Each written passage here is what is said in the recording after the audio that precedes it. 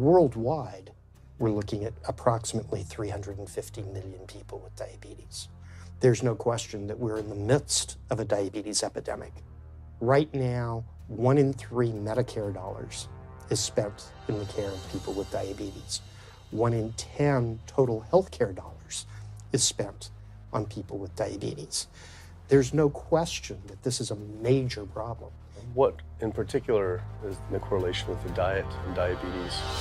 I'm not going to get into that. Into diet? No.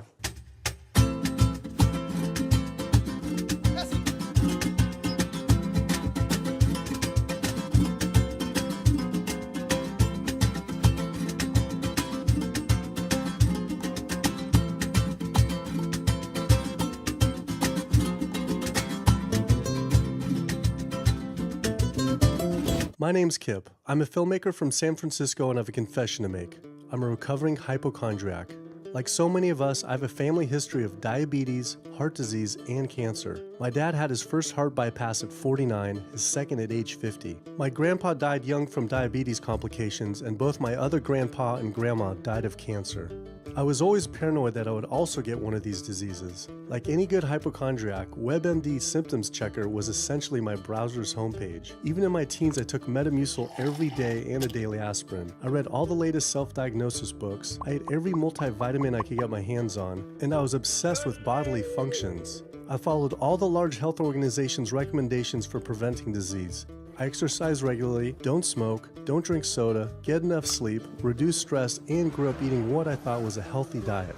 Until World Health Organization this morning has classified processed meat such as bacon and sausage as carcinogenic, directly involved in causing cancer in humans. Processed meat is clearly linked to an increase in cancer. Hot dogs or bacon could be just as dangerous as smoking cigarettes. the World Health Organization had looked at over 800 studies from 10 different countries, finding a direct link to consuming processed meat and cancer. Just one serving of deli meats daily increases your risks of colorectal cancer by 18%. I had no idea that what we ate affected cancer rates, but I never felt like I had eaten a lot of processed meats until I realized that processed meat includes hot dogs, bacon, sausage, salami, ham, pepperoni, cold cuts, and deli slices, basically everything I grew up eating. The World Health Organization classifies processed meat as a Group 1 carcinogen, the same group as cigarettes, asbestos, and plutonium, and classifies red meat as a Group 2 carcinogen. Was this like I had essentially been smoking my entire childhood? If processed meats are labeled the same as cigarettes, how is it even legal for kids to be eating this way? I thought this was new information, but many of these studies have been around for 50 years. I couldn't believe I'd been eating processed meats virtually my entire life and was just now finding out how dangerous they are.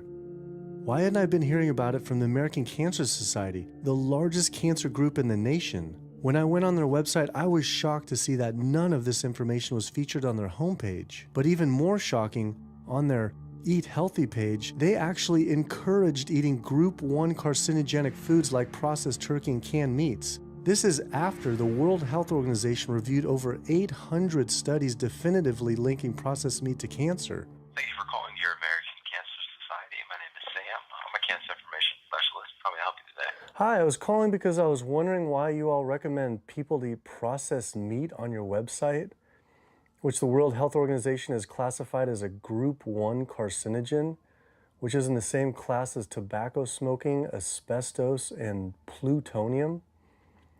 This would be like a lung association having a how to roll your own cigarette section on their website. It's kind of the same thing. But let me just place you on a brief hold because He wasn't able to answer my questions and said someone would get back with me. I had always been concerned about cancer because both my grandma and grandpa died of cancer. I wondered if things would have been different had they known the link between diet and this terrible disease. In the US, 1 out of every 4 deaths is from cancer. Oh, sweet. American Cancer Society rep confirmed an interview this week. So we just went in for the interview with the American Cancer Society rep, and the security guard said there's no interview scheduled. So I went into my phone, and it turns out last night, after I told her that the interview is going to be about the correlation between diet and cancer, she said she could no longer do the interview. After repeated emails asking why she was declining my interview to simply talk about diet and cancer, she stopped responding altogether. Why would an American Cancer Society rep not want to talk about this? I was, however, able to connect with a growing movement of doctors who are willing to talk about the link between the standard American diet and disease. And it goes beyond just cancer. I took my old trusty van, Super Blue, once again out on the road. 2/3 of adults are now overweight or obese, and we have an epidemic cascade of debilitating disease that's overcoming the country. There's no way we can sustain the current style of care with the epidemic that we're creating with our diet and lifestyle choices. The diabetes, the arthritis, the heart disease, the dementia, the obesity, the cancers are affecting about 70% of deaths. All the data is that those 70% of deaths and morbidity are largely lifestyle related and preventable. Most kids by age 10 in the U.S. already have fatty streaks in their arteries, the first stage of atherosclerosis leading to heart attacks, strokes. Here in American medicine, we operate from the disease model.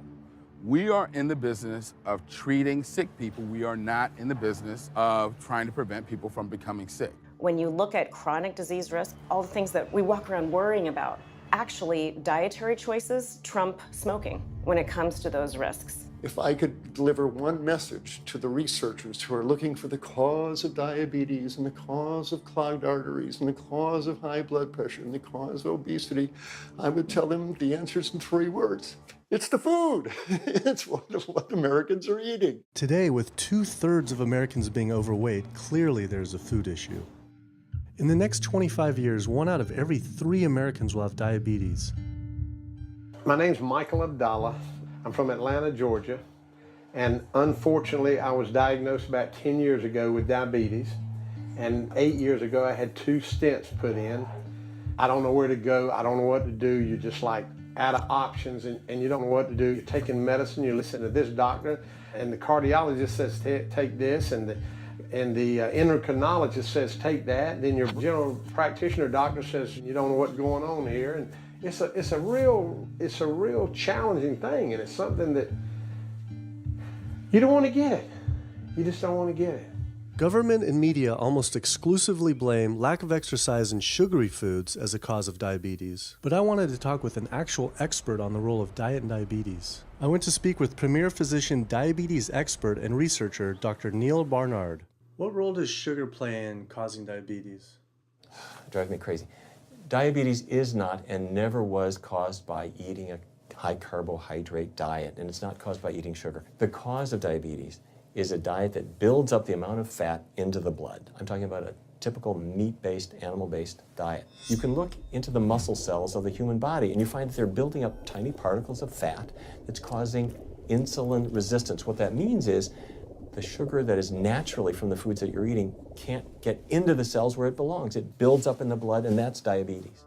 I had never heard that meat was associated with causing diabetes. We had always been told that sugar or obesity caused it. Renowned weight loss bariatric surgeon Dr. Garth Davis, though, agreed. Everyone thinks that you get diabetic because of carbs. They did a huge study in that EPIC study, 500,000 people.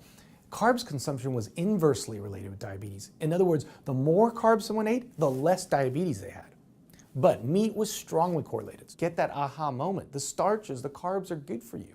They're not bad for you. This idea that carbs make you fat is utterly ridiculous. Carbs cannot make you fat in and of themselves. We have storage in our muscles and in our liver for carbs called glycogen. So when we eat carbs, we either store it or we burn it. Now, eat fat, that goes straight to your fat. Your body can't turn those carbs into fat unless you're really overdoing the calories. Obesity, it's a death sentence. You're at much higher risk of getting cancer. You're almost certainly going to get diabetes. I mean, no one wants to fat shame, and we all want everybody to be comfortable with our bodies, but this movement to be comfortable with our bodies has made us comfortable with being sick, and that's a huge problem. I go into the hospital and I look around me, people on dialysis, all these sick people, and just about every disease in there is because of what people are eating. Here's the thing. If I eat a sugary cookie, The sugar lures you in like the Trojan horse, but waiting inside that cookie is a huge load of butter or shortening, and that's what fattens you up, and that's the part that leads to the diabetes. It's the fatty foods, not really so much the sugar. It's not that sugar is good for you. There's no nutrients in it. It's excess calories. But when you eat sugar, you don't get inflammation right away. When you eat sugar, you're not getting plaques forming in your vessels. When you're eating sugar, your body's going to store most of it as glycogen or burn it as calories.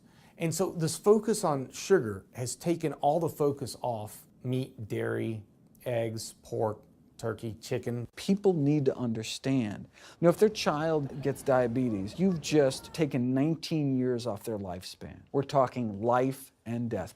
I realized there was so much more about diet and disease that I hadn't ever learned. It felt as if this information had been practically withheld. Processed meat causes cancer. Sugar doesn't cause diabetes. I had doubt about the claims these doctors were making, so I did some searching on my own.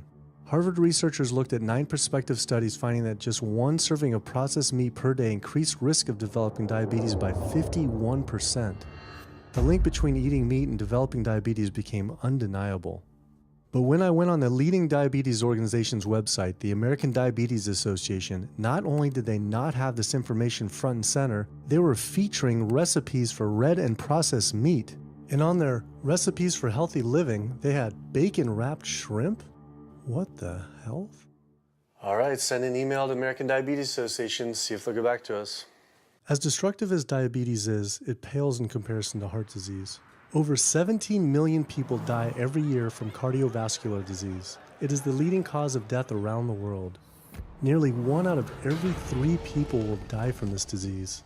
The amount of people who die from cardiovascular disease is the equivalent of 4 jumbo jets crashing every single hour, every single day, every single year.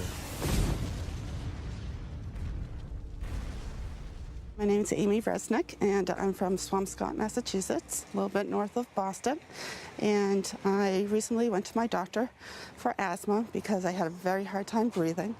And while there, she did some blood work, and one of the tests was C-reactive protein, and on a scale there was a scale of 1 to 3, 1 being low for cardiac event, 3 being high for cardiac event, and my number was 10.82. What does that mean? That means I am on the road for a heart attack, and she said probably within the next 30 days. 30 days? 30 days, if I'm going the way I was going. I take this for my heart arrhythmia, take this for pain, oxycodone for pain, and lorazepam for stress, cyclobenzaprine for a muscle relaxer, also take Topamax and Prozac, and I also use a CPAP machine to help me breathe. And my asthma has been so bad this past year, I use it during the day as well to get some air. I am tired when I wake up. I'm tired during the day. I take a nap. I'm still tired. I can't breathe. And I know I need to make a change for my health, or else I'm not going to be here for my family. When we speak of heart disease, I would say the role of alcohol is pretty small. The role of sugar is very small too. Smoking is big, but the good news is that most people have quit or never did smoke. The problem with animal-based diet, its contribution to heart disease is huge and it is pervasive. All this expensive imaging, procedures, bypasses, medication, none of which has one solitary single thing to do with the causation of the illness. So you die of a completely benign foodborne illness that never had its causation treated. When we eat these kind of dead meat bacteria toxins, within minutes, you get this burst of inflammation within your system such that you basically paralyze your arteries. You get this stiffening of the arteries, their inability to relax normally in half. So it's not like decades down the road eating unhealthy, there'll be some damage. No, we're talking damage right then and there within minutes of it going into our mouth. Many people are given the diagnosis of Alzheimer's disease when it's not true Alzheimer's at all. The vast majority of people suffer dementia due to their tiny blood vessels in their brain clogging up up and their nerve cells being shortchanged of oxygenated blood. And guess where that blood vessel dementia comes from? Those little tiny arteries are clogging up from that steady stream of fat, cholesterol, etc. It's really quite clear from the standpoint of cancer and the standpoint of cardiovascular disease that animal protein plays an enormous role. Is chicken better? It's a question of whether you want to be shot or hung. The flesh food that I would eliminate from the American diet would be poultry, would be turkey and chicken. A brilliant advertising campaign has convinced people that, oh, it's white meat, it's healthier. The leading source of sodium in the American diet for adult is chicken. It can be labeled all natural chicken, but be injected with this salt water, I think up to 800 milligrams of sodium. Heterocyclic amines are clear-cut carcinogens, and they can form in any kind of meat as it's heated, as it's cooked. But by far the biggest source is chicken. We sent researchers into fast food and family restaurants. Not only were there carcinogens in every single restaurant, but we found them in every single chicken sample that we took. If somebody brings their family in and they're buying a bucket of chicken, nobody tells them that there are carcinogens. If you're selling carcinogens to people, you've got to warn them that they're in there. But the American Cancer Society encourages people to switch from red and processed meat to chicken. Why would the American Cancer Society tell people to switch from eating one carcinogenic food to another when a Harvard University study showed that men with prostate cancer who eat large amounts of chicken increase their risk of the disease progressing 4 times? The #1 dietary source in America of cholesterol is chicken because of the volume of chicken. You know, chicken's become grilled chicken and organic chicken. It's machismo, but it has nearly as much cholesterol per gram as red beef. So just on sheer volume, it's the #1 source. Yeah, eggs being close behind.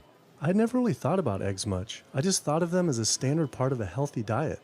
But then I found a study suggesting that eating just 1 egg a day can be as bad as smoking 5 cigarettes per day for life expectancy.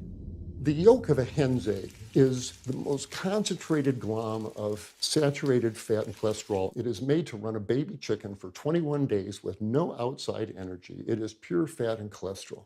And when we put that into our bloodstream, it coats our red blood cells. Our blood gets thicker and more viscous. It changes our hormone levels. It raises our cholesterol levels. There's nothing healthy about eating the yolk of the egg. But I thought cholesterol and saturated fat wasn't an issue anymore. You know, these saturated fat studies that have come out trying to vindicate saturated fat, this is a campaign by the dairy industry, right? #1 source of saturated fat is dairy. It's not meat. 2008, the global dairy industry got together at a meeting and explicitly, read their agenda, was to neutralize the negative impact of milk fat by regulators and medical professionals, unquote. So what did? They funded studies. The main study that started the whole saturated fat media craze was funded by the National Dairy Council. The egg industry similarly funds studies that confuse consumers by making claims that eggs don't negatively affect heart function. That is, only when compared to eating a McDonald's sausage McMuffin? So what they're really saying is that eating eggs is just as bad as eating a McMuffin. When you eat foods like beef or steak or a processed meat, a hot dog, you're not just getting saturated fat. You're also getting other additional toxins that are in that food. There's heme iron, carcinogens, processing chemicals. This is all a lot more complicated than just looking at saturated fat. You know, the strategy is not on making their products any safer. The strategy is to just try to confuse the public, to introduce doubt. You know, there's a famous tobacco industry memo. It's called "Doubt is Our Product." That's all they had to do. They didn't have to convince Americans that smoking was healthy, right? They just had to introduce doubt. Then they would win. If there's just enough controversy, people kind of throw up their hands, I don't know what to eat. Confusion is their game. I really don't think people thought what they ate led to heart disease. They think, oh, it's genetic, my parents had it. And I don't think people really think that what they ate led to diabetes. I think, oh, my parents had it, I was gonna get it. And certainly cancer, they don't think that way. People have bad lifestyles that they've inherited environmentally. They've been exposed to a certain way of eating and living that they've carried on into their adulthood, passed on to their children. That is why they go on to develop the same diseases that their parents and grandparents may have had before them. But it is not inevitable. Even if you have a genetic predisposition, doesn't mean it's going to necessarily manifest. And what determines whether it manifests or not may be those epigenetic variables, the things that you can control, the environmental factors, the dietary factors, the lifestyle factors. So we can actually change the expression of genes, tumor-suppressing genes, tumor-activating genes, by what we eat, what we put into our body. So, you know, even if you've been dealt a bad genetic deck, you can still reshuffle it with diet. I had always thought that I would develop heart disease at a young age because both my dad and grandpa had heart attacks. I was taught that they were genetic, but their heart attacks probably had less to do with genes and more to do with their diets high in meat. That's why when I went on the American Heart Association's Heart Healthy Recipes page, I could not believe they had an entire section on beef recipes. This was just like the American Cancer Society encouraging eating Group 1 carcinogens on their site. Meatloaf, pork loin, steak on your recipe list? Are you kidding me? It's like this menu is trying to give people heart attacks. At your website, we noticed Heart Healthy Recipes, and we were kind of bewildered by why there's a bunch of recipes on, a whole section on beef recipes, and there's also a section on egg recipes when there's such a strong link between beef, red meat, and heart disease. I honestly don't know because I don't do that, I guess. That's not what I do. Another organization rep that wasn't able to answer my questions, but he said that he'd have someone get in touch shortly. I was, however, able to talk to the president of the American College of Cardiology, Dr. Kim Williams. So the American College of Cardiology is a 47,000 member and growing organization with a dedicated mission to reduce heart disease and to improve patients' lives. And if you look at the incidence of hypertension and diabetes and mortality in men, they actually get reduced as you go higher and higher in terms of how much you restrict animal products. What about fish? So fish is a little different. You've got the 4 worries, which is PCBs, mercury, saturated fat, and cholesterol. And the cholesterol is all over the place. You can hit tuna in water, that'll be almost less than a glass of milk, to salmon or tilapia, which is higher than a pork chop. If you look objectively at fish, what you find is they've become essentially mercury sponges. And that's why in many parts of the country they warn you, don't have more than so many of these fish a week because it's getting too much mercury can kill you. Fish are eaten by bigger fish who are eaten by bigger fish, and these pesticides and herbicides bioaccumulate in the fish flesh. And these big fish, including the salmon, which people think is the healthiest fish, truth is the amount of pesticides and herbicides in the flesh of these fish are shocking, and they have estrogenic and cancer-promoting properties in them. They'll say, well, but don't sardines have less concentration of toxic waste product than other ones? Something being less toxic doesn't make it healthy. It just makes it less toxic. Farmed fish is by no means healthier. All the antibiotics that these animals have to be fed, similar to chickens and turkeys kept in confinement. These fish get infections. They get fungal infections, they get bacterial infections. You've got to feed them antifungals, antibiotics, and these substances accumulate in the fish flesh as well. I always knew that pollution was bad for our health, but I had never thought about the environmental pollutants affecting food.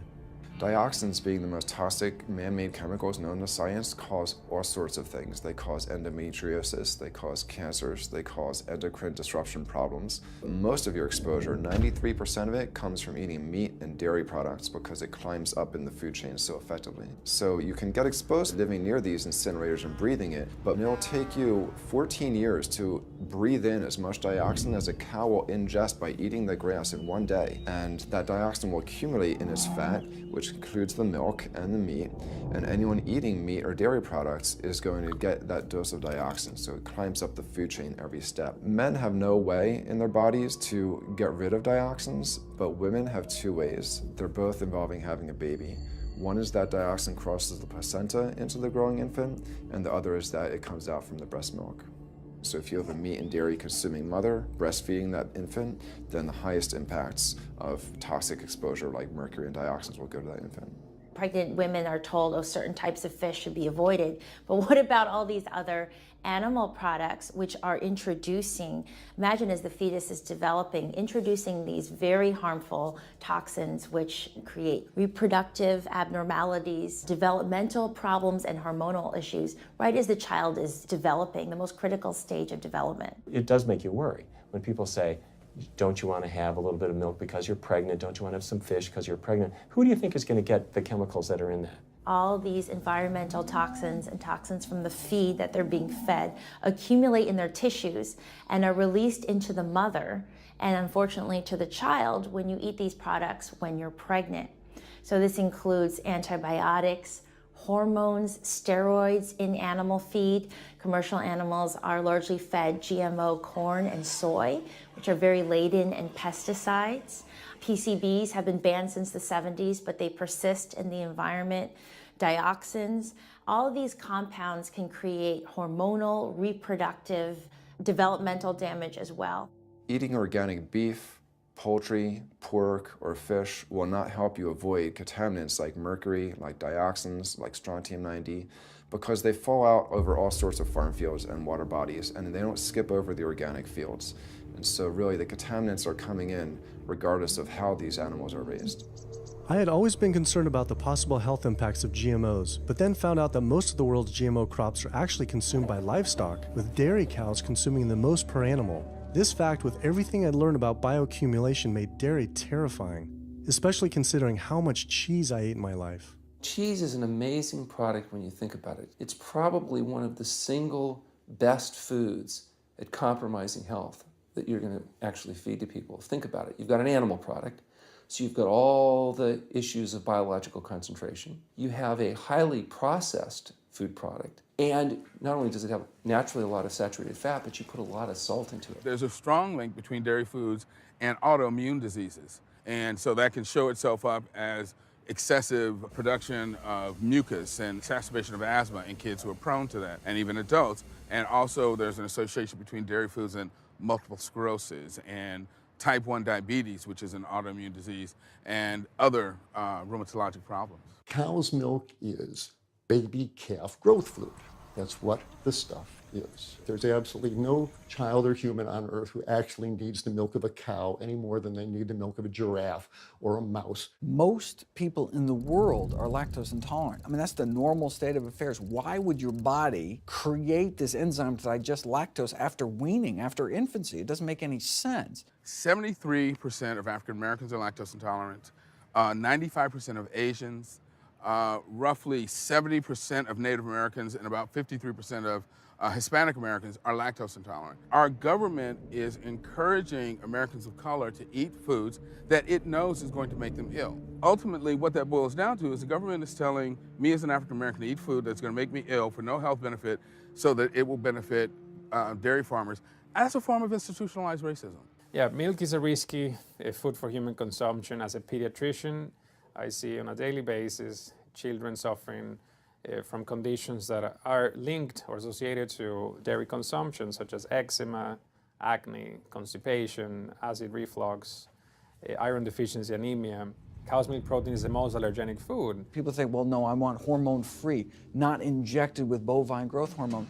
But milk is this hormonal fluid, so it's just packed with sex hormones and natural sex steroid hormones like estrogen, progesterone. In fact, doesn't matter if it's conventional milk, doesn't matter if it's organic milk. Milk without hormones, that's an oxymoron. Organic dairy has just as much saturated fat and cholesterol and galactose and all the things that you don't want as conventional dairy. Dairy products in general have a lot of other products associated with it, not the least of which is pus.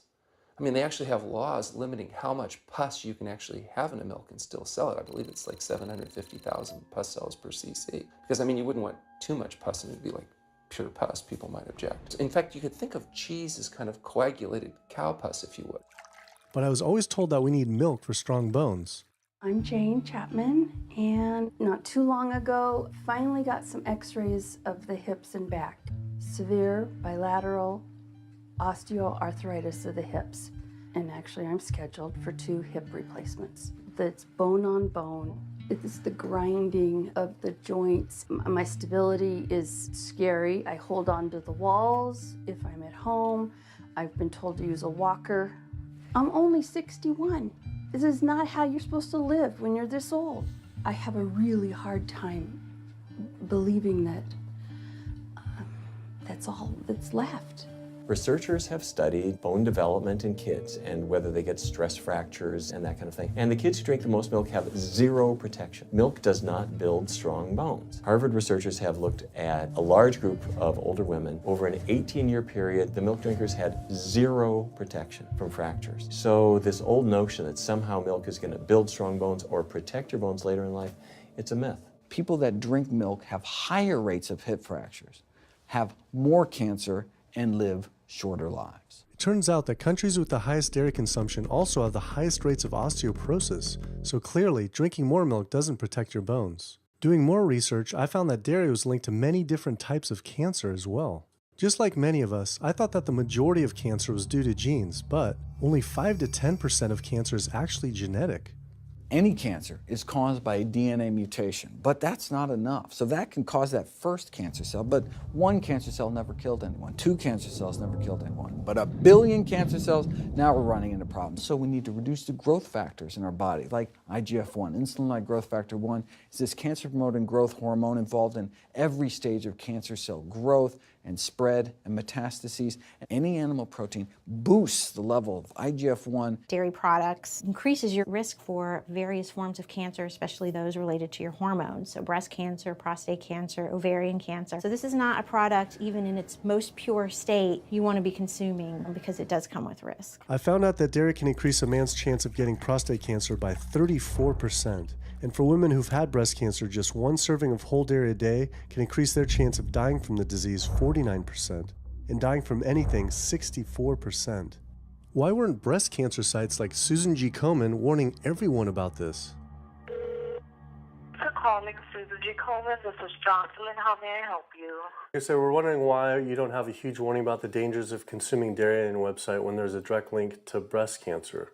There was a study published in the Journal of the National Cancer Institute that found out women consuming dairy who has had breast cancer increases their risk of dying of breast cancer 49%. I was wondering why it's not on your website. We cannot answer these types of questions. Once again, another health organization rep saying someone else would have to answer my question. Rather than risk being stood up again, I went straight to the local Susan G. Komen chapter to see if they would answer my questions.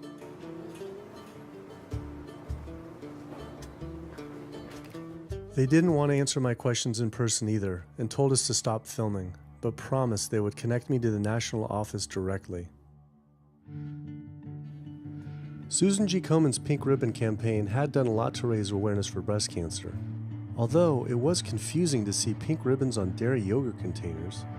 Breast cancer can be prevented with a healthy diet and lifestyle, but we're not. We're talking about pink ribbons and putting all the money into research for the cure. I, for one, know that I would want my daughter, my mother, me, I want to focus on not getting to that point, and that's where I would like to see more energy and effort put. I had been a hardcore cheeseaholic virtually my entire life, despite the risks, but like so many others, I seem to have been addicted to it. It turns out that the casein protein, that's the main protein in dairy products, and particularly in cheese, it breaks apart in the human digestion to create what are called casomorphins, casein-derived morphine-like compounds that go to the brain and they attach to the very same receptor that heroin attaches to. Don't get me wrong, they're not as strong as that, but they are strong enough to make you come back again and again and again, despite the fact that you're gaining weight, you're more unhealthy than you've ever been, but that cheese just calls out to people. Casomorphin may play a role in SIDS, and sudden infant death syndrome, may play a role in autism. This is one of the reasons why we don't want infants drinking milk from cows. Human breast milk has 2.7 grams of casein per liter, compared to 26 grams per liter for cow's milk. That's practically 10 times more. No wonder it's so addictive. This talk about addiction made me think about all the drugs animals are fed. I went to the headquarters of the Center for Food and Safety, the nation's leading FDA government watchdog group, to see how concerned we need to be about drugs in our food. So that we know of, there are at least 450 different drugs that are administered to animals, either alone or in combination.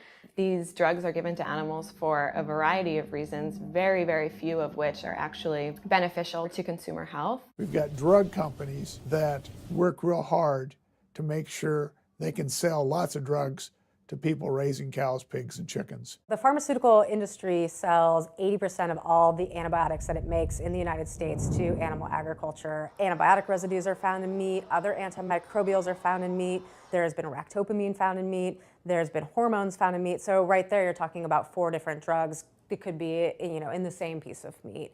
The pharmaceutical company is supposed to show the safety of animal drugs. They're not really testing to see what the impacts of these drugs are on humans. They're really looking to see what the impacts of these drugs are on animals. When we try to get information on some of the health studies and the environmental studies, from federal agencies, we get back page after page of blacked out information because the company claimed confidential business information. Consumers have no idea what is in the products that they consume. So how sick something makes me and how bad it pollutes the environment is a secret for a company.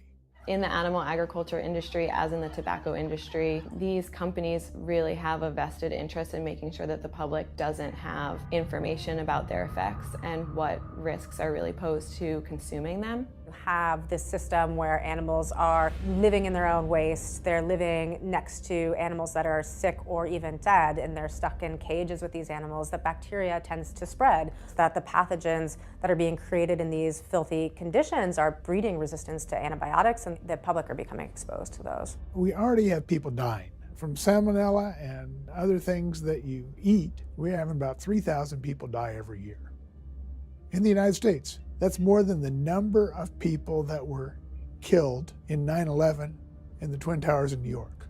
If we had some terrorist organization killing 3,000 people a year, we would be all over it. The antibiotic-resistant bacteria deaths that we have, on top of that, you get 20,000 people dying a year. That's 7 9/11s every year.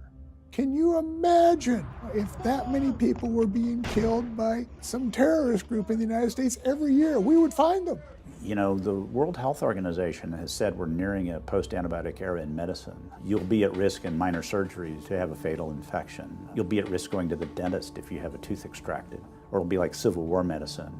You get an infection in your leg and you cut your leg off. So you have this very dangerous situation. By crowding these animals in, they become a perfect engine for generating a new flu virus that can come out into the community. If you lived near a swine spray field, not even the CAFO, but the waste disposal field, you were 3 times more likely to have a MRSA infection. You can't see how it impacts the average person's life in Duplin County, North Carolina, and not be a little upset about it. From an environmental standpoint, from a community standpoint, from all other aspects, North Carolina, we're in a state of emergency. We've already had bouts of swine flu, or H1N1 as they prefer to refer to it. That particular swine flu incident was originated on a farm here in North Carolina. There's approximately the same number of hogs in North Carolina as there are people. Between 8 to 10 times the amount of feces is produced by a hog, an adult hog, as compared to an adult human. 10 million pigs in North Carolina produce the waste equal to 100 million humans. This is the equivalent of the entire U.S. eastern seaboard flushing their toilets into North Carolina, but there is no waste treatment. The pigs' waste falls through slats in the floors of the sheds they are forced to live in. It is then pumped into giant waste pits, which leach into rivers and streams, and is pumped out unfiltered onto fields, further polluting the environment and neighboring health.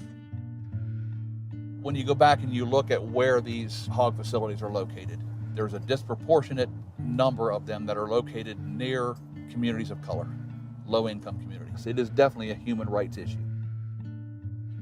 My sister, she have asthma, and you know, her brother, he have asthma. He's 3, and we don't know what she might have. I have asthma, I have sinus, I have sarcoidosis, that's the bacteria, and I have a pacemaker, which is sick sinus syndrome. But you know, mostly everybody in this neighborhood got asthma or either cancer. My neighbor there died from cancer probably just last year. My nephew down the street, he's got cancer. He's in terminal cancer, stage 4. He's not a smoker, not a drinker. And it's not in his lungs. It's in his lymph nodes. But see, if you live here and saw the way they do, you wouldn't eat no pork. Well, I don't eat bacon because I know where it comes from. When they die, they go into a box and they decompose because they swell from the heat. A truck come and pick them up, take them to the processing plant in Rose Hill, round them up into feed, and feed it back to the hogs. If I come out this door, if he's spraying there, it's gonna come in my face. It hit you right in the face. It smells like something that you have never smelled before. It smells worse than a dead body. It's the family graveyard. I have my grandmother out there, my sisters, my brothers. When we go to the funeral, he used to spray. During the funeral? During the funeral, yes. During the funeral. Yeah, he spray. And when the people come, everybody be closing their nose up, saying how it stink. They can want to have a cookout on Sunday, he'll spray. Do you think he does it on purpose? I think so, because he just sprays Sunday. He always sprays Sunday. And in most of these area, hog houses and turkey house is in the black area or the Hispanic area. It's either or. Do you think it's also a civil rights issue? Yes, yes, I do. Yes, I do.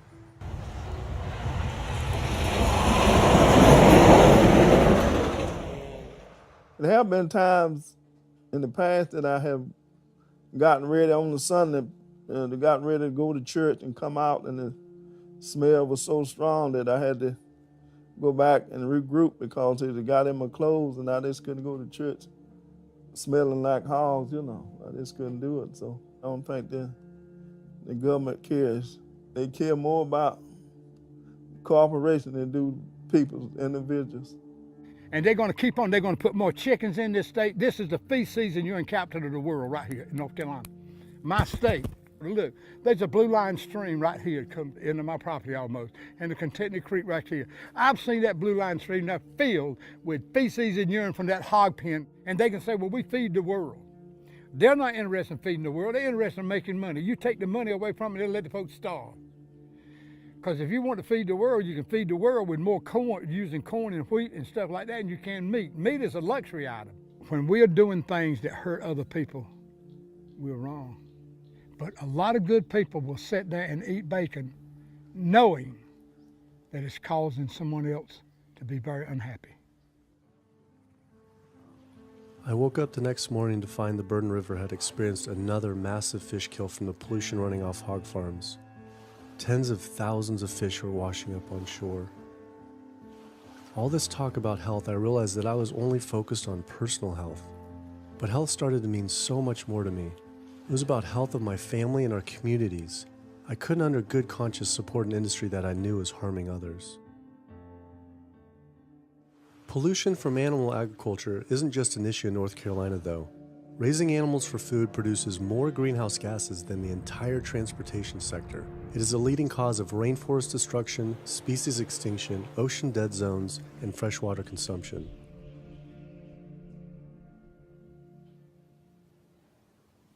American Diabetes Association actually finally got back, and they agreed to an interview. Preparing for the American Diabetes Association interview, I took a look at their diabetes diet and meal plan recommendations, and they were loaded with foods associated with causing diabetes. How could they expect people not to get diabetes if this was the food they were recommending? And then I saw multiple peer-reviewed studies published on the National Institute of Health website showing that a low-fat, plant-based diet was more than twice as powerful at controlling and even reversing diabetes than the ADA recommended diet that included meat and dairy.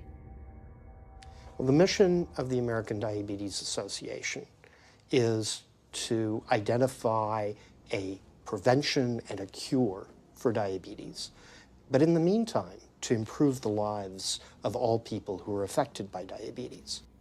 And what's the best way to prevent this? For type 2 diabetes, it's unclear.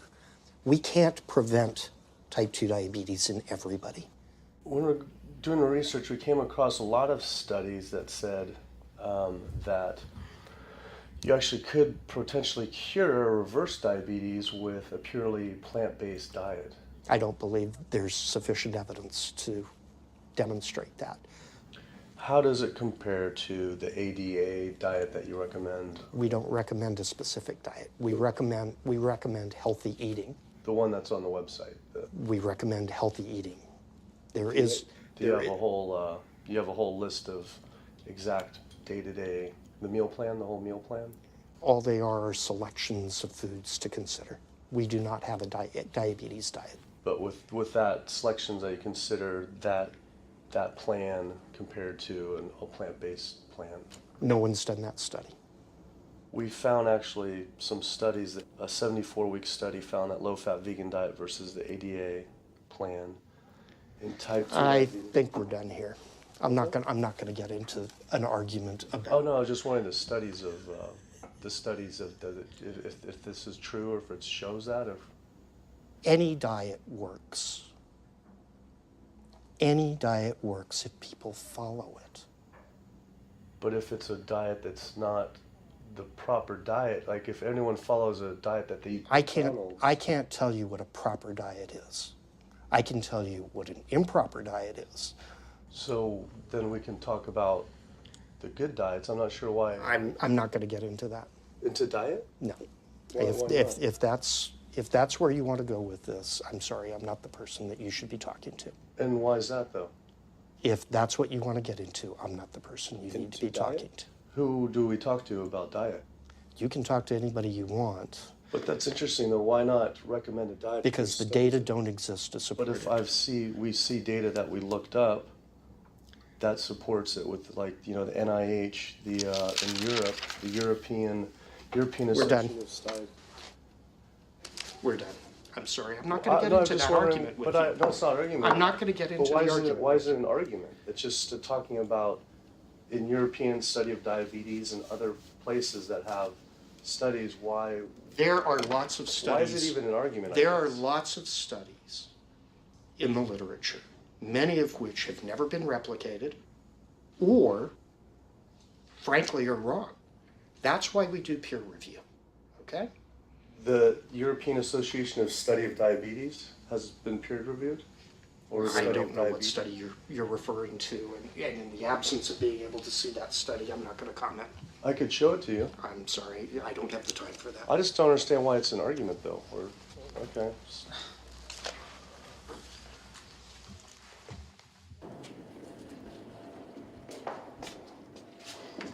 That was interesting. What he wanted to talk about was people living longer with diabetes. But once you mention eliminating diabetes or prevention, oh, whoa, now you cross the line. Prevention and cure, whoa, let's not go there.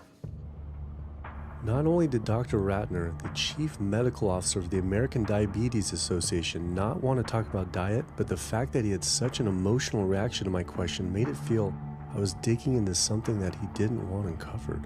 I had always thought there was no prevention for type 1 diabetes, but then I did research and came across countless studies referencing the link between exposure to dairy at a young age and type 1 diabetes.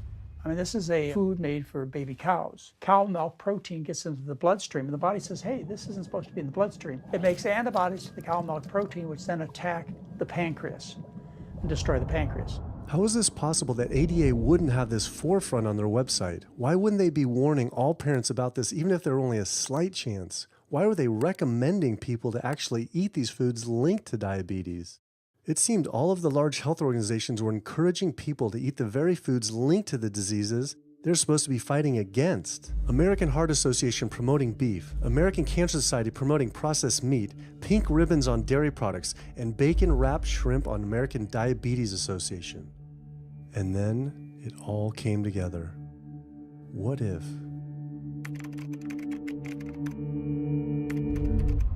And there it was. The American Diabetes Association was taking money from Dannon, one of the world's largest dairy yogurt producers, Kraft Foods, makers of Velveeta processed cheese, Oscar Mayer processed meats, Lunchables processed kids meals, and Bumblebee Foods, makers of processed canned meats.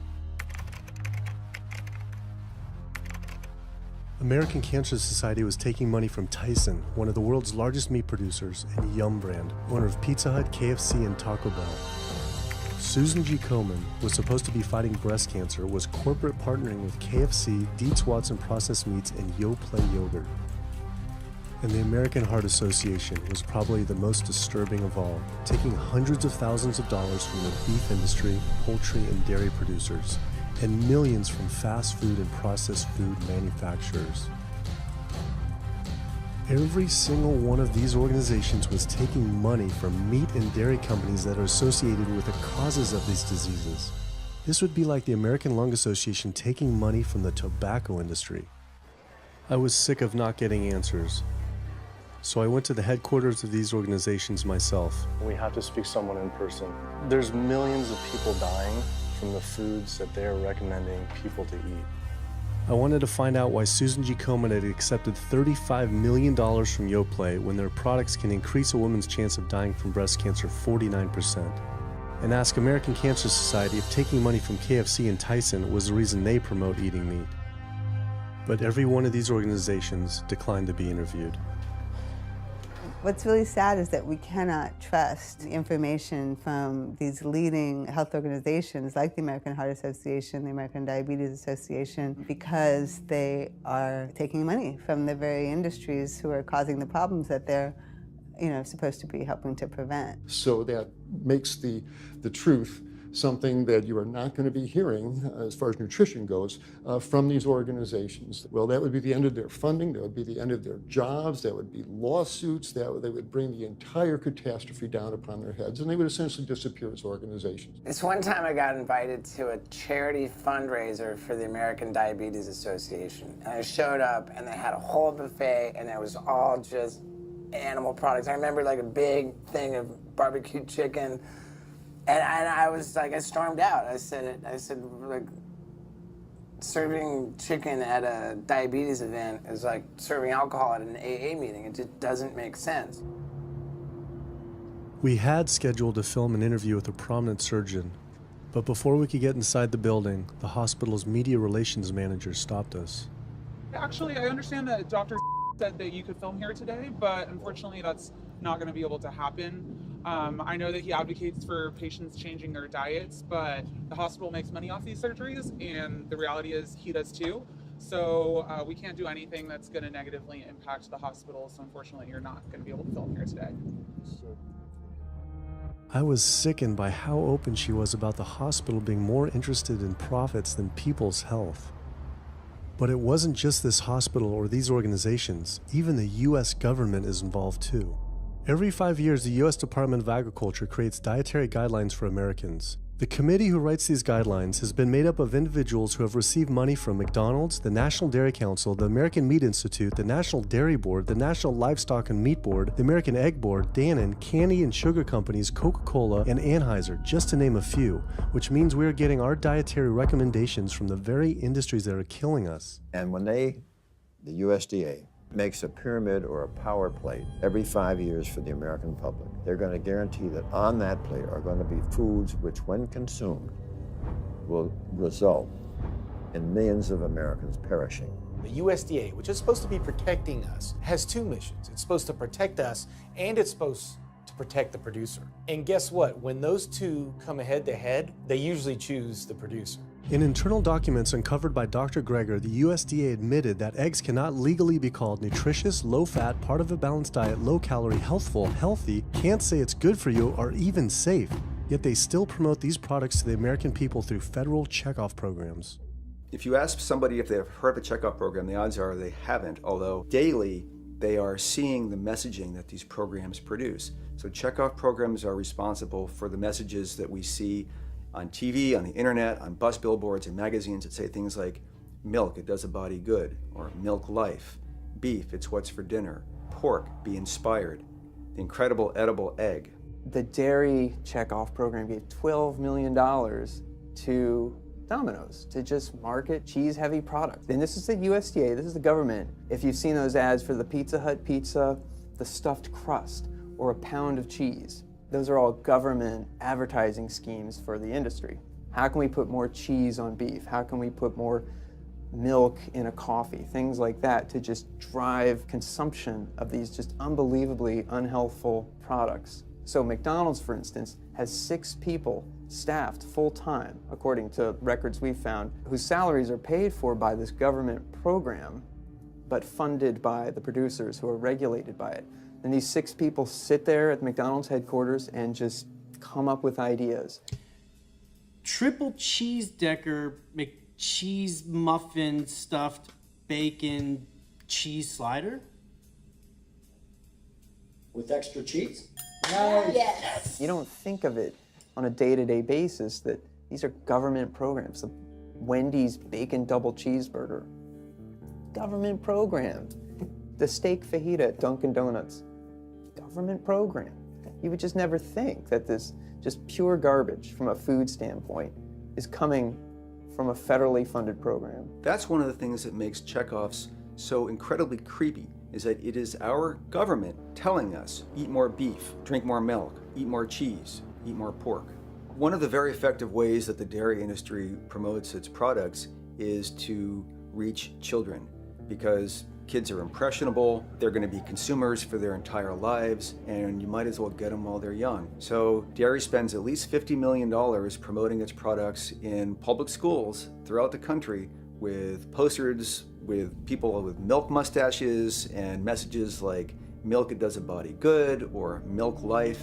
Targeting young people, right? The tobacco industry had to keep replacing their customers who are dying with new customers. The meat industry knows they have to target young people. That's why we have these foods in schools and marketing messages at a younger and younger age for kids to get hooked on all the wrong kinds of foods. So there's all kinds of parallels. School districts where processed meats are all over the place. Maybe it's going to be bacon on the menu, sausage, hot dogs, or a pepperoni pizza. Any of those things are processed meats, and those are pretty much the worst of the worst with a direct link to colon cancer. And yet you have every day in the schools meal items with processed meats. If the Surgeon General puts warning labels on tobacco because of their cancer risk, why aren't the same warning labels on meat? Based on the publicly available data, we know they spend at least $557 million promoting their goods through checkoff programs. We know that they spend at least $138 million lobbying Congress. We expect that they spend a good deal more than that in figures that simply aren't publicly disclosed. The industry's lobbying power is so strong that they can create laws and push through legislation that doesn't benefit Americans in any way, such as ag-gag laws that criminalize whistleblowing or photographing abuses by this industry. Activists in the U.S. can be charged as terrorists for disrupting the profits of any business that uses animals under the Animal Enterprise Terrorism Act, to the even more ridiculous ones like cheeseburger laws. A cheeseburger law is a law that says a plaintiff cannot recover against a manufacturer, distributor, or retailer on the theory that the food made the plaintiff obese or caused an obesity-related disease. Cheeseburger laws are a direct response to a problem that the tobacco industry has had. Big Tobacco has paid $400 billion to state Medicaid programs. Cheeseburger laws proponents say, we don't want to see the same kind of thing happen to the meat and dairy industries. The fact that these laws are based on a model template called the Common Sense Consumption Act is actually ironic, because what they're saying is, you, the consumer, should have the common sense to know that our food is bad for you. I've often typified the meat industry to people who maybe don't understand its power and reach, as it's got all the money of big tobacco and big pharma, and it has the personality of the National Rifle Association. So any little thing that comes up, man, they beat it to death. Robert Martin wasn't exaggerating. When the profits of the egg industry were threatened by egg alternative company Hampton Creek Foods, extremely disturbing emails were uncovered by Ryan Shapiro and Jeffrey Light. We uncovered documents demonstrating the American Egg Board considers Hampton Creek, quote, a crisis and major threat to the future of the American egg industry. The American Egg Board considers a successful egg replacer company to be such a threat that they joke on their government email addresses about murdering the CEO.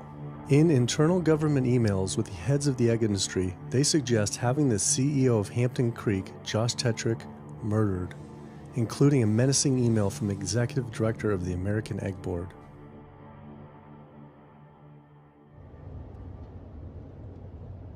The meat producers don't have to pay for the heart disease or the environmental destruction or any of the other externalities, as economists call them, that their products cause. You know, then there's the whole pharmaceutical aspect of it, and the fact that there's a very strong pharmaceutical industry and lobby that has a huge stake in preserving the status quo. And these chronic diseases, these are the cash cows of the pharmaceutical industry. You have a $5 billion stent industry. Do they ever want to see that go away? We've got a $35 billion statin drug industry. Do they ever want to see that go away? I'm talking about the pharmaceutical industry effectively controls what doctors are told. Most research isn't put into prevention, it's put into the medication that we might use for that particular disease. I'm on 2 different high blood pressure medicines, 6 asthma type medicines, even after 4 years of shots. And then another medicine to help take care of side effects from some of those medicines. I'm on high-level antidepressants, a couple of different pain meds for my back and hips. I'm taking about 16 drugs, not counting the insulin in the morning. I take insulin in the morning, insulin at night, 32 to 34 units of insulin. Lantus to be exact. Some of these meds are for diabetes. This is for peeing. I have to use this for my prostate, and then I have to use this for the heart, and I have to use this for blood pressure.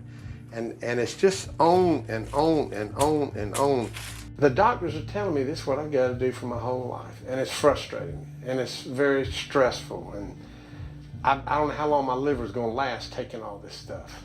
Under conventional medical treatment, whether it be for autoimmune disease or even conditions like high blood pressure or diabetes, you're told that you have to take drugs, and not just for a week or a month or a year. You're told you have to take drugs forever.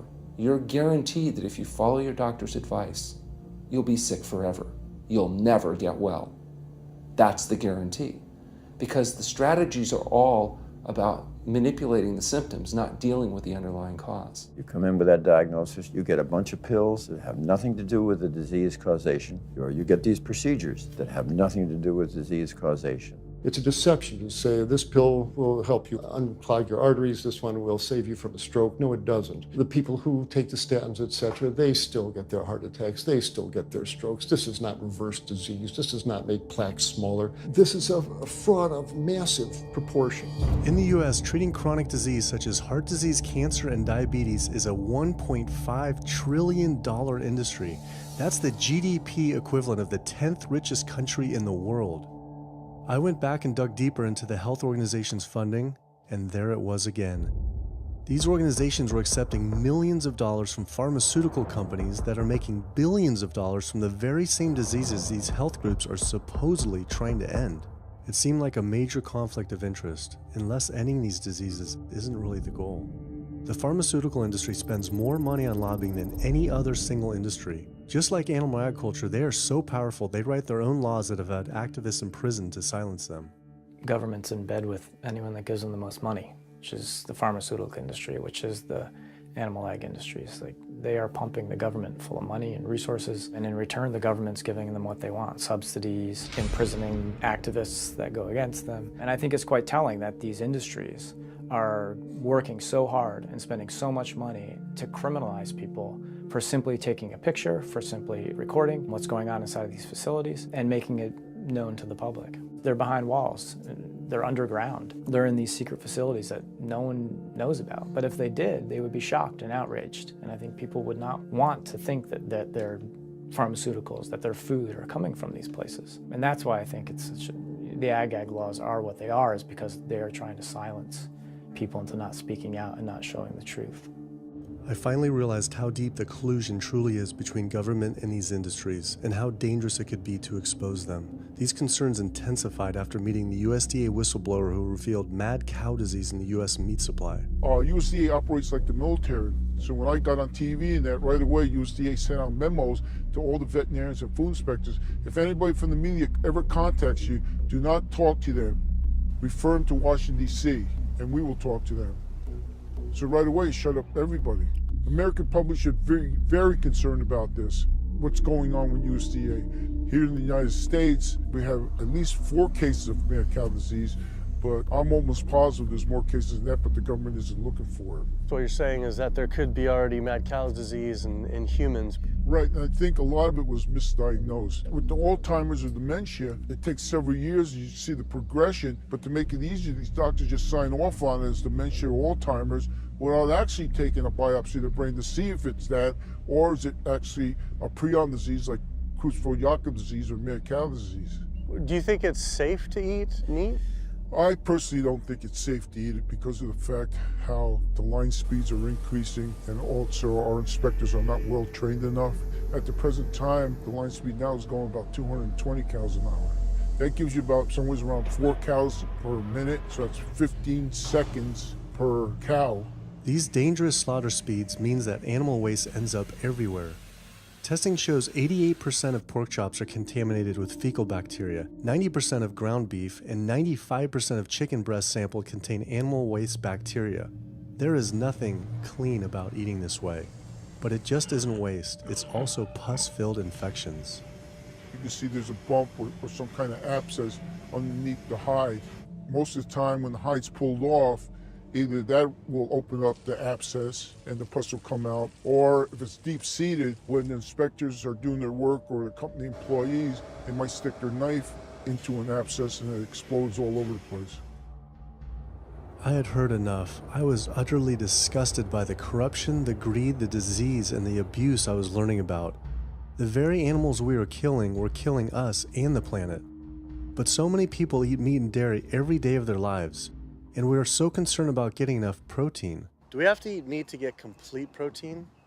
Oh my God. You want me to jump off this building, don't you? No. Well, first of all protein is made by plants. I'll state that again for the record. All protein is initially made by plants, all of it.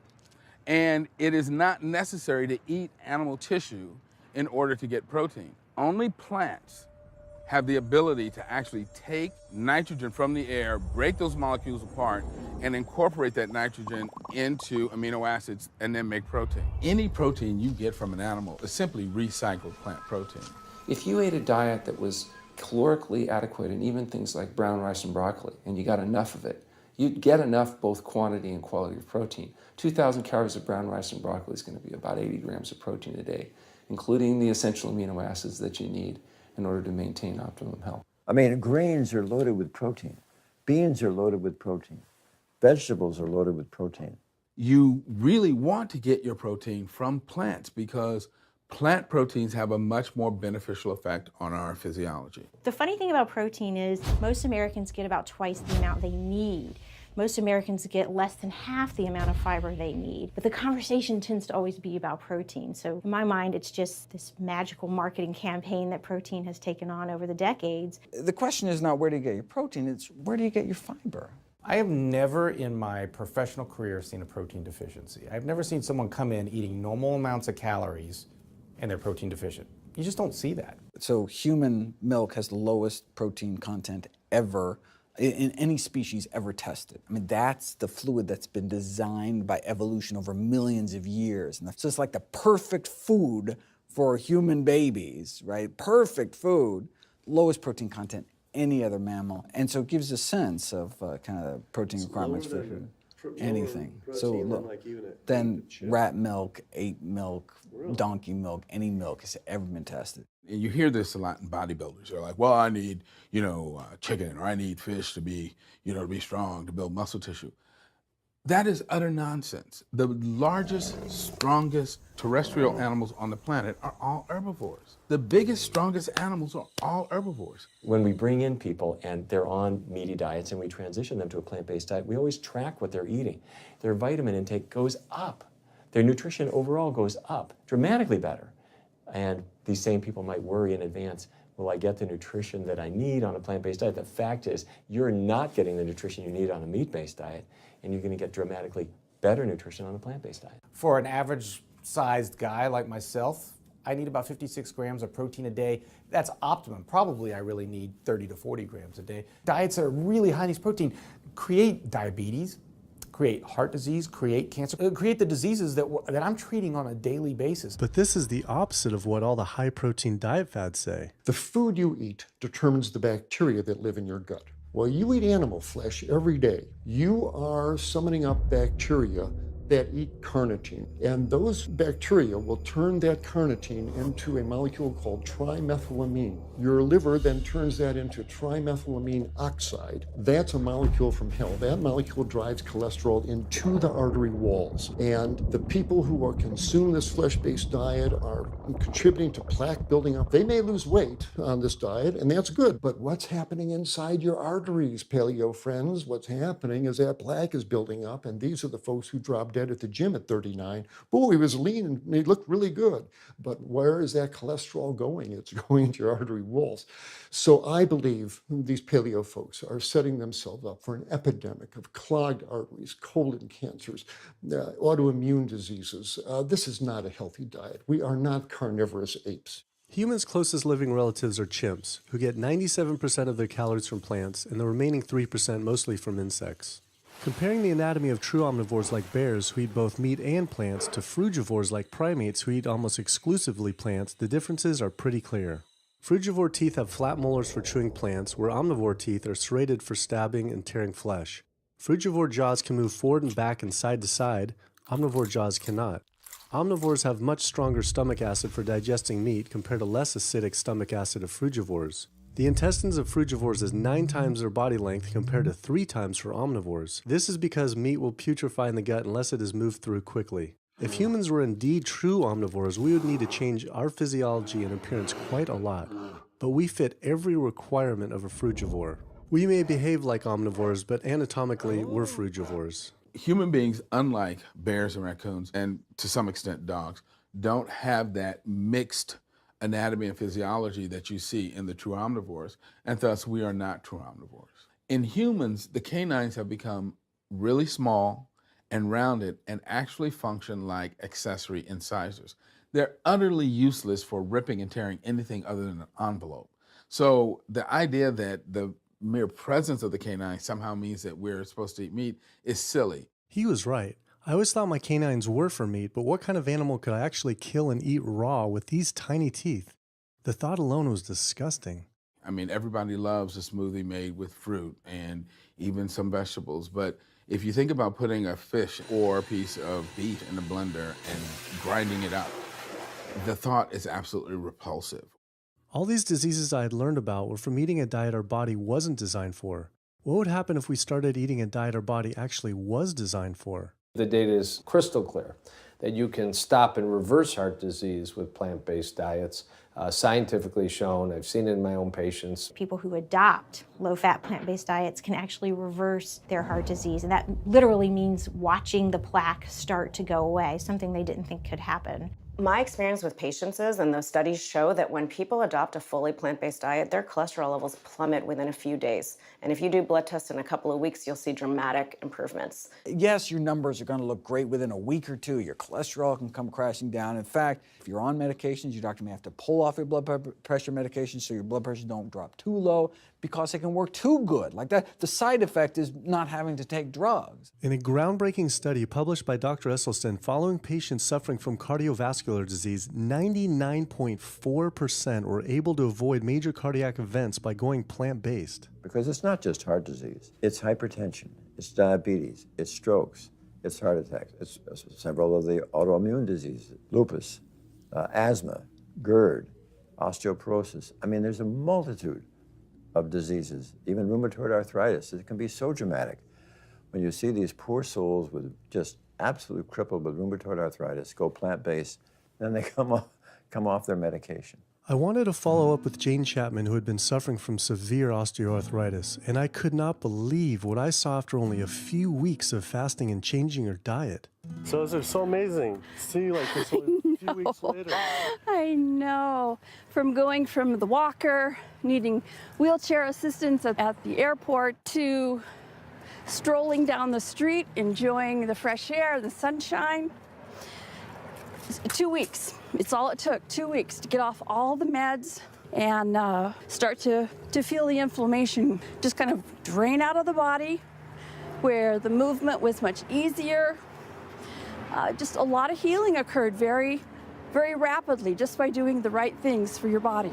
When you're treating diseases with drugs, you know, there's one drug you take for cholesterol, a different class of drugs you take for high blood pressure, different class of drugs you take for diabetes. But with diet, a plant-based diet affects all these diseases, one diet to kind of rule them all. The impacts of eating this way go far beyond ourselves. By getting rid of heart disease alone, we would save up to $48 trillion in the USA, 3 times the US GDP.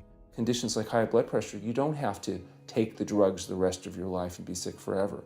What you can do is live in such a way that it gives the body a chance to heal itself. We took 174 consecutive patients with high blood pressure, and 174 people were able to lower their blood pressure enough to eliminate the need for medication. For inflammatory bowel disease like Crohn's, the best remission rates ever achieved through a plant-based diet. MS, multiple sclerosis, the best results ever achieved compared to any medical, surgical, any kind of intervention was a plant-based diet. You can see that with every sequential reduction in animal products, people live longer, they have less heart disease, they have less cancer, they have less diabetes. You can actually take human cancer cells and put them in a petri dish, and you can drip the blood of those eating vegan, get about 72% suppression in human prostate cancer cell growth in vitro. They wanted to try this again with women and breast cancer. So they said, let's see what a plant-based diet can do. After just 2 weeks, their bodies cleaned up. You drop their blood on the same carpet of cancer cells. You can clear off the whole plate. This is after just 2 weeks eating healthy, which raises the question,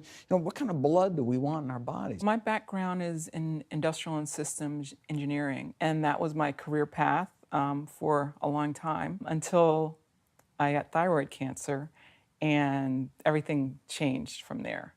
I decided that I wanted to try alternative methods and treatments rather than have surgery and have my thyroid removed, which meant I'd be on medication forever, and I didn't want that. I just started reading how a plant-based diet can heal the body, and it has worked for so many people.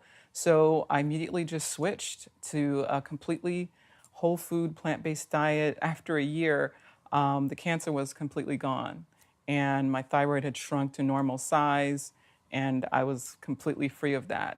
This was tough to believe. Couldn't this all just be from eating healthier though, like no sugar? Turns out Dr. Walter Kempner from Duke University back in the 1940s was reversing some of our worst killer diseases with diet alone. And the diet he was using was not only strictly plant-based, but it was made up of white rice, fruit, and table sugar. And he was reversing diabetes, he was reversing malignant hypertension, reversing heart disease, the diabetic complications, reversing diabetic blindness. So these people basically had death sentences, went to him, and were given basically sugar, this horrible diet, but it was strictly plant-based. If this information had been around since the 1940s, why don't all doctors know this? We're not taught about the power of food in medical school. No one is taught that the changes that we make with our diet are probably the single most powerful thing we can do to determine our destiny. It trumps our genetics. Why isn't your doctor telling this?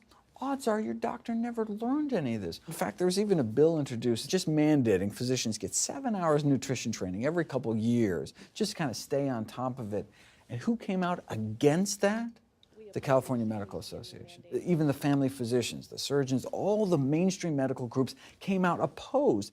It's 7 hours. That's a lot, even if it's over 1 4-year period. So they're not just kind of neutral, but they're actually actively opposing nutrition education. Ironically, when patients come to doctors with questions, they assume that the doctor knows something about nutrition, and so it's kind of a double whammy that doctors haven't been taught much about nutrition. Why don't we hear about this from dietitians when nutrition is their entire specialty? Turns out the American Nutrition and Dietetics Association puts out nutrition fact sheets written by the industries themselves.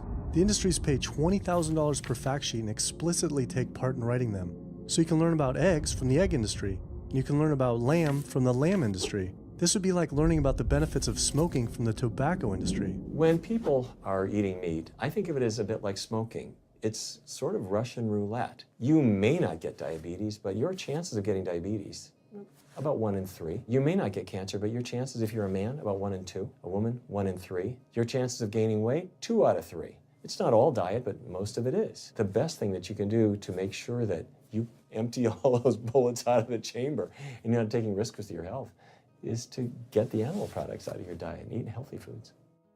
I came to True North to help me with my asthma and to lose a little weight, and it's amazing. Just in 2 weeks of changing my diet, don't have to take any asthma medication, no antidepressants, no pain medication, no heart medication, nothing, no medications at all. And it's just incredible. I was taking Oxy and Advil, and I was taking 800 milligrams of Motrin 3 times a day just to get through the day because I was in so much pain. And now, nothing. Wow. Nothing at all. 2 weeks. 2 weeks, So 14 days. All that medication, you're completely off. Completely off everything. It's just been so frustrating to me because I went to so many different doctors for help, and I tried so many different medications to help me with my asthma, and nothing helped, and I was stuck on the couch for the last 10 months, unable to breathe. And now in 2 weeks' time, 14 days, I'm off my medication, and I can breathe, and I feel good, and I can walk. My life has changed, and it only took 2 weeks of a whole plant-based diet. That's incredible. Yeah. That is incredible. It really is. It really is. I feel so blessed and so good and just so happy to be doing this. And I'm hoping that I can be a role model for other people and not be pushy about it, because everyone's going to do it in their own time. But thank God my time is now. So. Thanks. Thanks. As powerful as Amy's story was, I knew for some, eating 100% plant-based would still seem extreme. I think there's this sense that everything's okay in moderation, right? But we haven't seen that moderation works. There really isn't a study that shows that by eating meat and eggs in moderation, you can actually turn your heart disease around and get better. But I know people who've given up meat and they felt sick. Yeah, it's unlikely that anybody's symptoms are caused by a dead, decaying flesh deficiency. The lack of highly processed animal food products in the diet is not going to be associated with the causal factor about why they're sick. There is going to be a reason why they're not feeling well, but that's not going to be one of them. So I've had people go vegan and they come back to me and they're like, I'm hypothyroid and my doctor says I'm hypothyroid because plant-based diet makes you hypothyroid. I'm like, so what does your doctor tell all his meat eaters that are hypothyroid? Well, what's an animal flesh or dairy that you can't get in plant-based? Cholesterol, heterocyclic amines, E. coli. You know, if you think about it, there is nothing in an animal-based diet that you can't get in healthier form somewhere else. The only other vitamin is vitamin B12. It's not made by plants, not made by animals either, made by little microbes that blanket the earth. So because the way we live in our sanitized world, unless you're eating bacteria-contaminated foods, we need to get a source of B12 from somewhere. And so the healthiest, cheapest, safest source is to get a vitamin B12 fortified food or vitamin B12 supplement, not to get it from meat and dairy. What about people who say they have to eat meat for their blood type or their genes? I mean, it's like I need meat because I'm a Capricorn, or I need meat because I have an A+ blood. I mean, it's like, what do you say? No one has to eat meat. I mean, there's no vitamin, mineral, nutrient that you can't get from non-animal sources. Valentine's Day, I decided to go vegan and give up all meat, which was never in my thoughts in a million years, but I've heard so much success from people that are vegan. And so I gave up all animal products whatsoever. I've lost 29 pounds. I've been able to cut my meds in half. I've been able to cut my insulin in half. And now I'm going for the moon. I'm going to cut it all out. In the last 6 weeks, we've just had 3 grandchildren. And my ugly face is going to be around to see them graduate from high school and college. I'm going to be here. My mission is to let everybody know you do not have to suffer from diabetes and cancer and heart disease because someone in your family had it or because the doctors are telling you this is what's going to happen. You can take charge of your health and have a positive outcome just like I did. The reason I'm so committed to this is, my grandmother had diabetes and I didn't know what I know now about healing the body. And if I did, I feel like she could have lived at least a few years longer. And so it's in her honor that I do what I do. Because I could save someone else's grandmother, aunt, uncle, father from that, So I'm excited about getting the message out there. There's a common belief that eating plant-based is expensive. Not at all. It can be done in a very inexpensive way where you buy foods that are in season and you shop in the bulk bins, and that saves a lot of money. You can eliminate a lot of your expenses on your grocery bill by not buying meat and dairy because those things are expensive. Our meal plan for a family of 4 is $25 per person in the family. 2064 is your total. 2064, whoa. That's for an entire week of food. Really? An exploding movement of elite athletes are utilizing vegan diets to heal injuries, speed recovery times, and enhance their performance. Before I was vegan, I was only bench pressing 315 like 5 times. And then after going vegan, I was doing 400, 425, 465. And I was like, oh my God, this is amazing. I'm vegan and I'm bench pressing 465 pounds. This is ridiculous. And as soon as I went vegan, tendonitis started disappearing. My strength in my right arm started coming back. High blood pressure was going down. You can't be strong and be dying on the inside. That's not strong. That's weak. That's really weak because yeah, you look big and strong on the outside. Yeah, big man. No, but your heart's crying for help on the inside. You're dying. I'm a professional parkour athlete, a two-time world freerunning champion, and more recently I got into Ninja Warrior, where I'm captain of Team Europe as we won USA versus the world. For something like Ninja Warrior and parkour specifically, you really need to have a good strength to body weight ratio. So I was carrying mass that I really didn't need. And when I went vegan, I lost 15, 20 pounds. I was more agile, I was more efficient, more stamina in my body. Just that extra bit of pop that I didn't have before, it just gave me that extra strength. So this is a very vibrant way to live. It can enhance you as an athlete. For me, 100% better athlete than I was before. It unlocked a whole new chapter of my training. The science is there, the health is there, the athletes are there proving that you don't need to eat dead animals to be strong, to be healthy. I started working out when I was 47 years old. All the muscles you see, I gained as vegan. I gained 15 pounds of muscles on my body, eating all plant-based vegan foods. All the aches and pains in my body, it just went away. Because I'm not ingesting so many inflaming foods, the acidic foods that animal products are. Gorillas, rhinos, and elephants, they all get their muscles and strength from eating plants. That's what I do. I travel all around the world for my surfing, and I've always been able to eat vegan. I feel like if you want something, you can make it happen. I just don't make any excuses. I would never not be vegan now that I know all the benefits and now that I know how it feels to be vegan. Every aspect of my life has been improved by adopting this lifestyle. I feel better, I perform better athletically, I sleep better, my energy with my kids is better, my focus at work is better, everything is better. My skin cleared up, kept myself trim for 9 years now doing this. All I can tell you is that I felt and I continue to feel better than I ever felt before. My friend Jason Lester and I were the first people to do this challenge called Epic 5, which entailed doing 5 Ironmans on 5 Hawaiian islands in under a week. An Ironman is a 2.4-mile swim followed by a 112-mile bike and then running a marathon, 26.2 miles after that. So we did 5 of those in a row on 5 different islands in a little under a week. Yeah. You almost die? Yeah. Where'd Did you you die? So I guess the famous question, where did you get your protein in there? From plants. Like so many people, I was looking for excuses not to change my diet. But once I finally did, I felt liberated. Within days, I could feel the blood running through my veins with a new vitality. Within weeks, I felt a transformation throughout my entire body and mind. Not only could I survive on a purely plant-based vegan diet, I could thrive. I felt amazing. I competed in my first marathon in 6 years, training half the amount and beat my personal record by 23 minutes. Less than a month later, I did my first full Ironman. Although I could possibly get away with eating a little bit of meat and dairy without ill effects to my personal health, I could no longer willingly support an industry I knew was causing so much suffering to communities, families, and all life on the planet. A whole new world opened up. I felt whole again, connected to a greater sense of what true health is, and where true health doesn't end with me, but begins with us.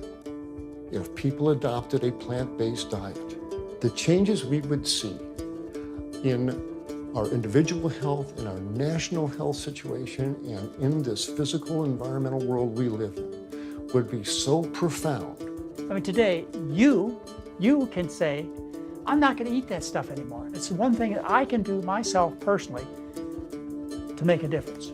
It will give you a greater sense of well-being and happiness when you know that, one, you're not destroying your health every time you sit down to eat, you're not promoting cruelty, and you're not damaging the earth. I don't want my gains to be at the detriment of the planet of other things. And yet, I'm not weaker, I'm stronger. That's the beauty of it. When you're altruistic, when you make choices for the greater good of others, it comes around, benefits me as well. It benefits us all. Studies show that we can not only survive, but we can thrive. I just feel this is a great way to live, not harming other beings when we can be healthy and happier. I love it. It's a great life. I never thought that I could feel this good at this age, and I just want everybody to feel this way. I feel like a 20-year-old. I'm almost 50. Nothing tastes as good as healthy feels, basically. And so the choices that we make every single day, day in and day out, around our food, has the capacity to bring us true health and optimal wellness, not just individually, but collectively, as a species and for our planet. We're not going to live forever, but while we are alive, we can live well. And for me as a doctor, that's what I want to see. Where there's a will, there is a way. And I believe that.